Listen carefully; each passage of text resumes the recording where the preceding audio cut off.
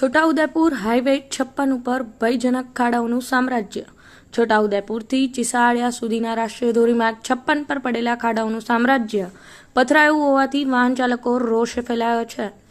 વાસજેમાં road રસ્તાની સ્થિતિના દ્રશ્ય કેમેરામાં કેદ થયા હતા. તંત્રના પ્રી મોન્સૂન કામગીરીના દાવા પોકળ પુરવાર થયા હતા. છોટાઉદેપુર જિલ્લામાં મેઘરાજાની ઓપનિંગ બેટિંગમાં જ જાણે કે તંત્રની પ્રી મોન્સૂન કામગીરીની પોલ છતી થઈ હોય તેવા દ્રશ્યો જોવા મળી રહ્યા છે. છોટાઉદેપુર અલીરાજપુર રાષ્ટ્રીય ધોરીમાર્ગ પર આવેલ આવતાના તંત્રની કામગીરી પર સવાલો ઊભા થતા હોય તેવી કામગીરી જોવા મળી હતી. છોટાઉદેપુરના રાષ્ટ્રીય ધોરીમાર્ગ 56 પર ખાડારાજનું જોર હોય તેવા નજારો લોકો નિહાળી રહ્યા હતા. જ્યાં ઓરસંગ બ્રિજ, રૂનવાડા ઓવરબ્રિજ, ચિસાળિયા બ્રિજ પર પડેલા ખાડાઓ તંત્રની કથિત બેદરકારીની પોલ ખોલી રહ્યા છે, તો રૂનવાડ ઓવરબ્રિજ પર સળિયા પણ બહાર નીકળ્યા હોય તેવા દ્રશ્યો જોવા મળી રહ્યા છે.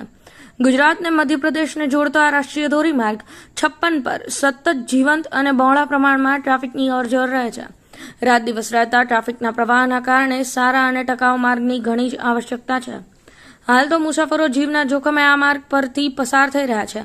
તે એક વરવી વાસ્તવિકતા છે. નજીકના ભૂતકાળમાં ક્યાંક ને ક્યાંક અકસ્માતના કારણે જીવ ગુમાવ્યાના બનેલા બનાવોને લઈને પણ પ્રજા ચિંતા વ્યક્ત કરી રહી છે કે ભૂતકાળ ફરી વર્તમાનમાં પરિણામે તે પહેલા તંત્ર જાગે અને ગુણવત્તાયુક્ત મરામત કરે તેવી માંગ કરવામાં આવી છે, જેથી મુસાફરો માટે સલામત મુસાફરી આપવાનો સરકારનો હેતુ અને સ્લોગન હકીકતમાં સાર્થક નીવડે તેમ છે. અત્રે ઉલ્લેખનીય છે કે વખતો વખત તંત્ર દ્વારા મરામત કરાયો હોવાની વાતનો પણ ઇનકાર કરી શકાય તેમ નથી, પરંતુ ગુણવત્તાયુક્તનો હાલ તો છેદ ઉડતો હોય તેવા દ્રશ્યો સર્જાયા છે. બ્યુરો રિપોર્ટ, સમય 24 ન્યૂઝ.